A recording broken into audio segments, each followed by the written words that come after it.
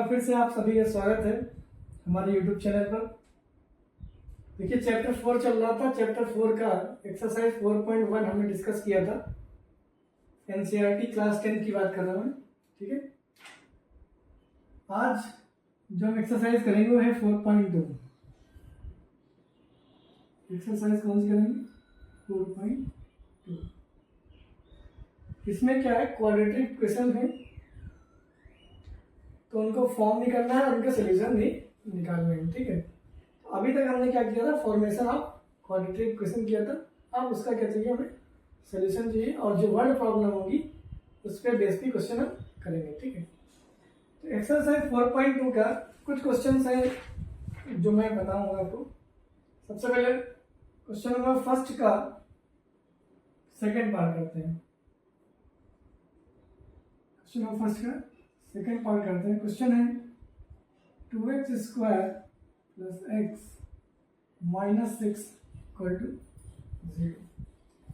कह रहा है find the roots of the following quadratic equation. इस क्वाड्रेटिक इक्वेशन का क्या निकालना है, रूट्स निकालना है। अब देखिए दो चीज होती है, एक होता है रूट्स, एक होता है जीरो। तो अगर ये पॉलिनोमियल होता, मतलब कि ये 0 इक्वल टू ना होता, तो पॉलिनोमियल सिर्फ होता, पॉलिनोमियल इक्वेशन होती, सॉरी पॉलिनोमियल होता, तो जो सोल्यूशन आता उसे हम बोलते हैं जीरो, ठीक है, जीरोस। और अगर ये इक्वेशन है तो जो आंसर वैल्यू आएगी x की वही क्या कहलाएगी, रूट्स। तो दोनों चीज सेम है। रूट्स सिर्फ टर्म किसके लिए यूज होता है, क्वाड्रेटिक इक्वेशन के लिए, और जो जीरोस यूज होता है वो पॉलिनोमियल के लिए यूज होता है, ठीक है। एक बात तो क्लियर हो गई एकदम साहब। दूसरी बात, अब ये क्वाड्रेटिक इक्वेशन है, ठीक, कह रहा है फैक्टराइजेशन मेथड से इसको आप करिए सॉल्व करने का मतलब क्या, रूट्स निकालना है, ठीक। तो फैक्टराइजेशन मेथड समझते हैं। देखिए सबसे पहले क्या होता है, हम क्या करते हैं, जैसे ये कोई जनरल इक्वेशन है,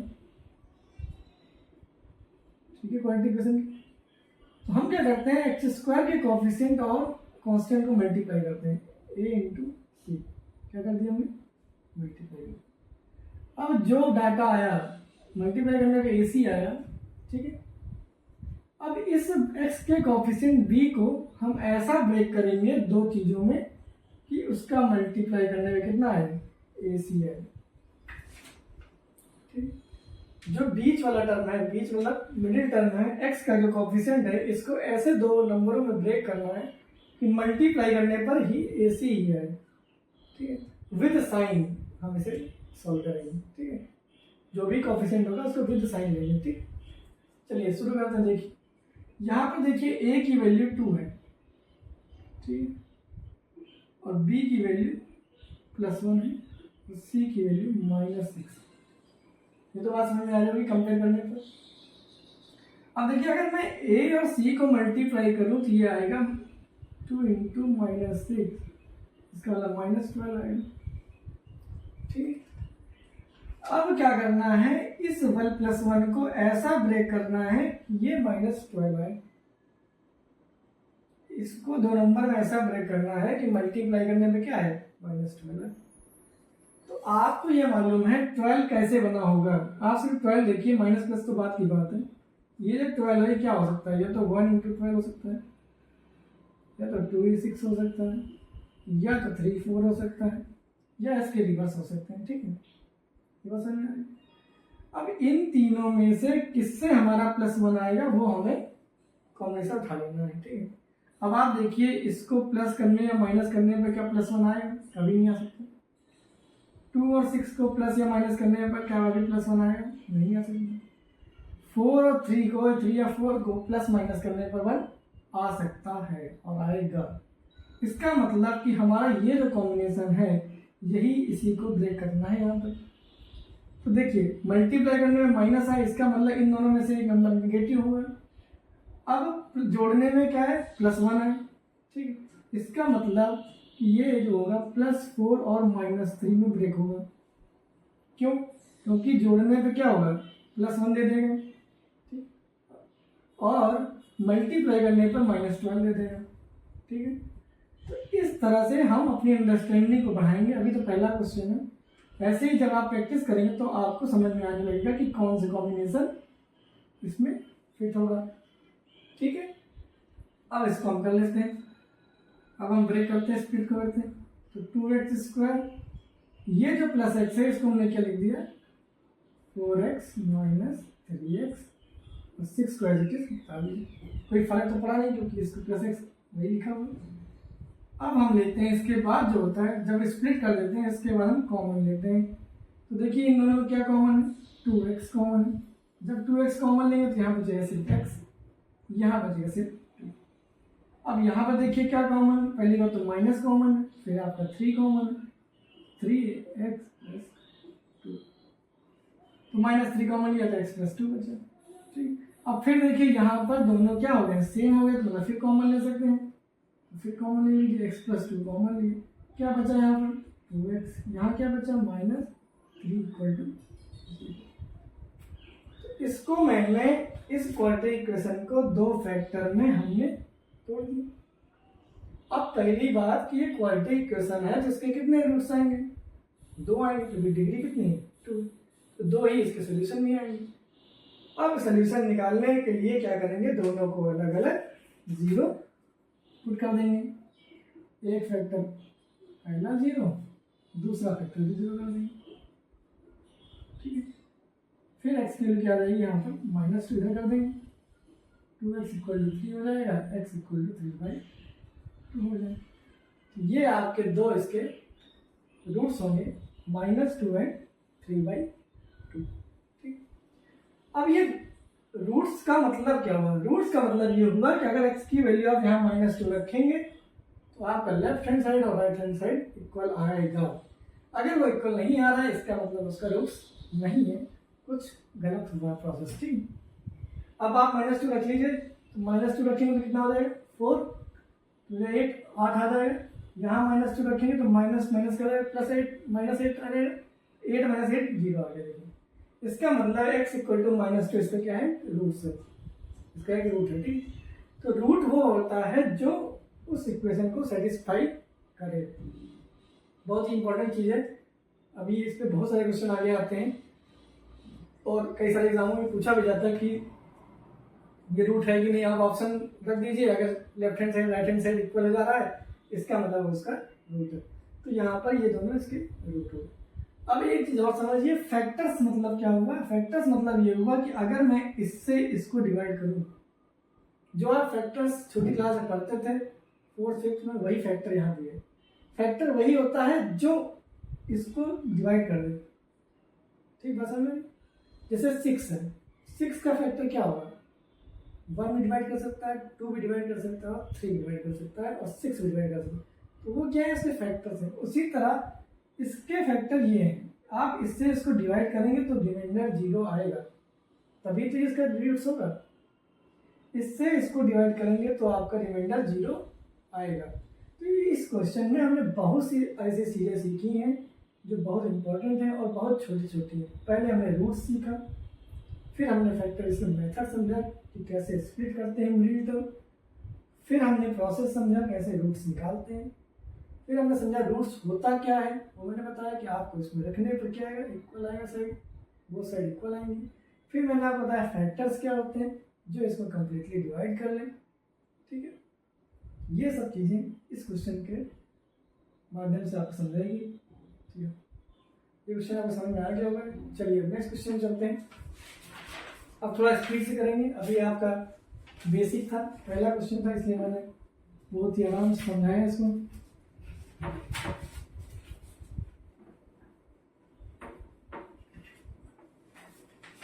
नेक्स्ट क्वेश्चन लेते हैं, थोड़ा सा टफ करते हैं, फर्स्ट का थर्ड करते हैं और देखते हैं √2x² + 7x + 5 √2 = 0। सेम क्वेश्चन है, आपको इसके रूट्स निकालने हैं। ठीक है, चलिए देखिए a क्या है, √2 है, c आपका 5√2 है प्लस का, दोनों को मल्टीप्लाई करेंगे तो कितना आ जाएगा, 10 आ जाएगा। ठीक है, इसका मतलब हमको इस 7 को ऐसा तोड़ना है जिसको मल्टीप्लाई करने में 10 आए, तो आप कॉमन समझ रहे हैं 7 किस में टूटेगा, ये 10 का फैक्टर है, 10 को आप दो पार्ट में तोड़ लीजिए। 10 किसका किसका होगा, 10 से तो जो 10 है वो क्या होगा, ये तो 1 और 10 का कॉम्बिनेशन होगा, 2 और 5 का होगा, ये इसका रिवर्स होगा, सिंपल सी बात।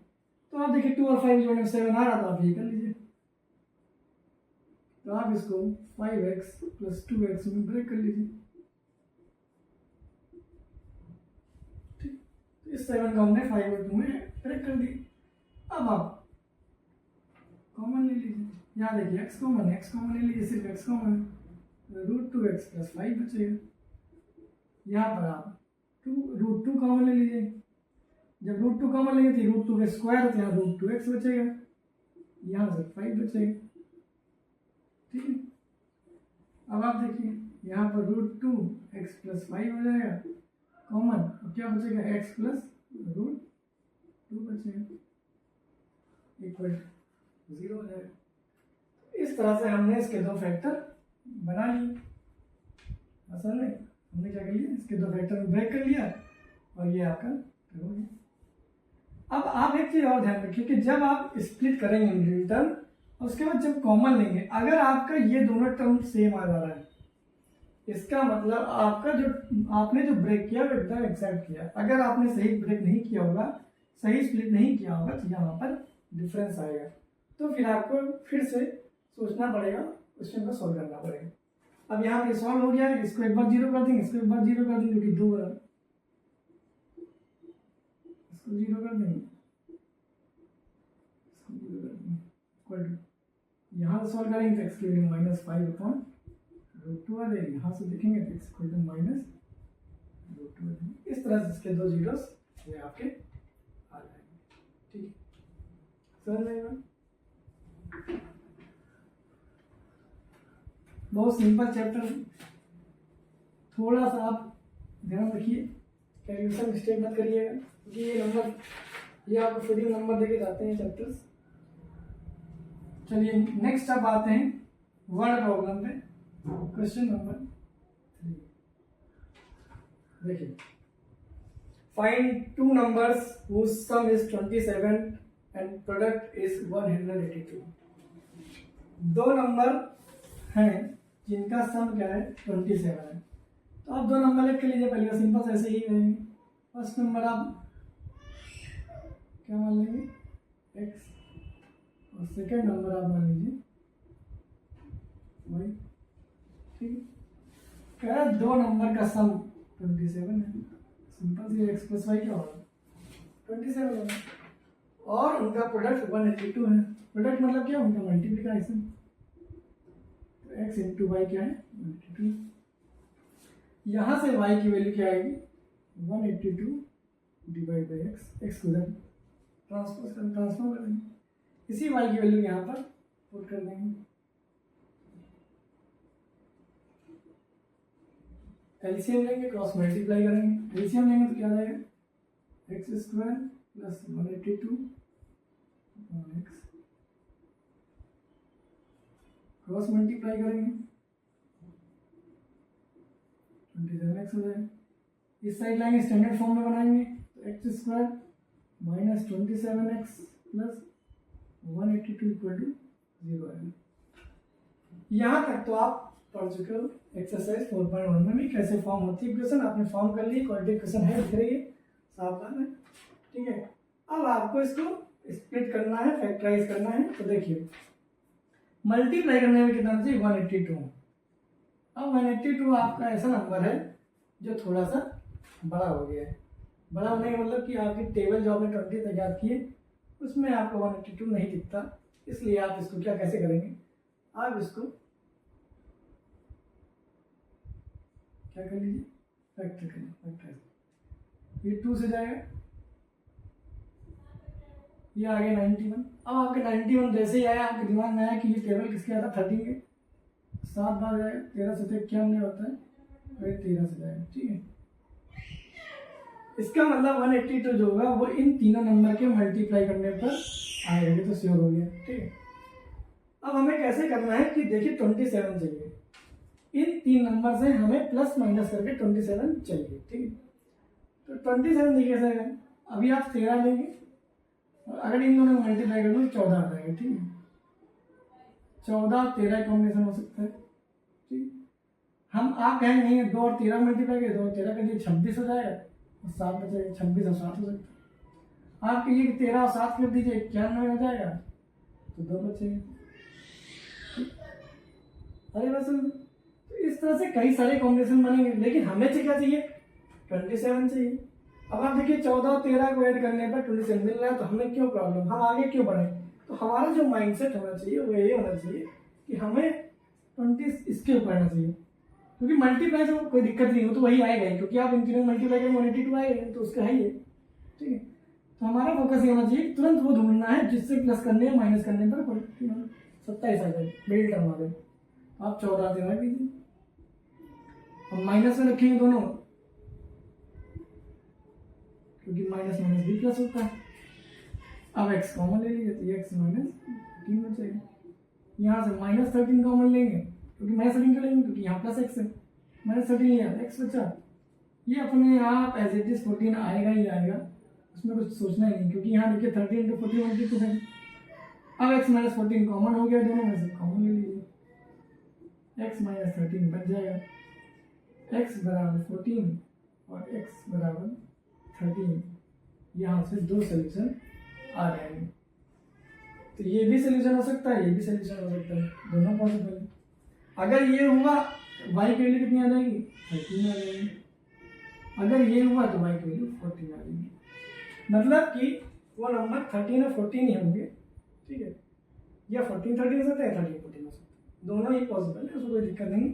दोनों का सम देखिए 27 भी आ रहा है और मल्टीप्लाई करने का 182 भी आएगा, ठीक है। इस तरह से हमने तो फॉर्म करना सीख लिया। उसके बाद जब नंबर बड़ा आया तो यहाँ हमने क्या सीखा कि उसको हम इस तरह से फैक्टराइज कर लेंगे। इससे हमारा क्या फायदा हो जाएगा कि हमारा जो सोचने का तरीका है वो सही हो जाएगा, और हम कॉम्बिनेशन बैठा पाएंगे कि हाँ हमारे किस कॉम्बिनेशन से ये क्वेश्चन सॉल्व होगा, ठीक। अब आप देखिए 14 13 है, इससे कुछ नहीं सॉल्व हो रहा, तो आपने इसको सॉल्व कर लिया, ठीक है। अच्छा क्वेश्चन था, ठीक है।